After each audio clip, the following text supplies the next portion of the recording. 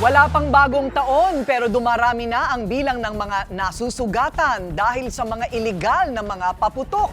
Ang detalye sa agenda report ni Francis Polve.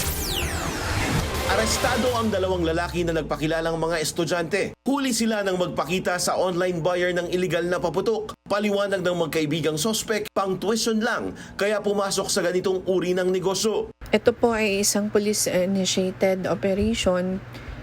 Nag-umpisa po ito sa pag-cyber patrolling ng mga cyber cops natin kung saan nakita nila itong suspect na nag-post sa marketplace at sa isang FB page na nagbibenta po siya ng paputok.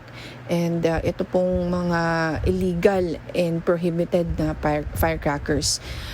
During the operation po, ang na-confiscate po sa kanya ay 10 cubes of King Kong, 4 cubes of tuna, and 4 pieces of kabase firecrackers. Mula December 6 hanggang Pasko, nagkaroon na ng 6 na operasyon kontra iligal na paputok ang PNP ACG, kung saan 7 na ang kanilang naaresto. Sa datos ng Health Department, may 18 bagong kaso ng firecracker-related injuries ngayong araw ng Pasko. Meron ng 43 cases simula December 22 hanggang 25 ngayong taon.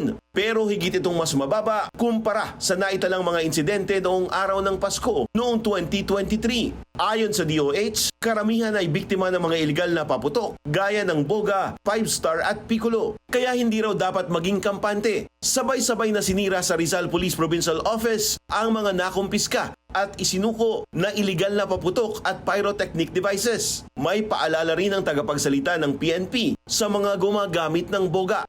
Kasama po yun sa listahan, sir, ng mga prohibited firecrackers at pyrotechnic devices. At in recent years ay marami po tayong nakukumpiska. At ang malungkot po dito, sir, ay mga karamihan, bata po, yung gumagamit po ng boga at may mga nasasabugan po sa mukha, may napuputulan ng kamay. Kaya paalala po sa ating mga magulang, bantayan at i-supervise po natin yung ating mga anak na wag niyo po silang papayagan na gumamit po nitong mga boga dahil maaari po itong magresulta sa kanilang pagkabulag, pagkasunog ng mukha at worse, baka yung buhay pa po nila yung kapalit ng kung sakasakaling sumabog po ito ng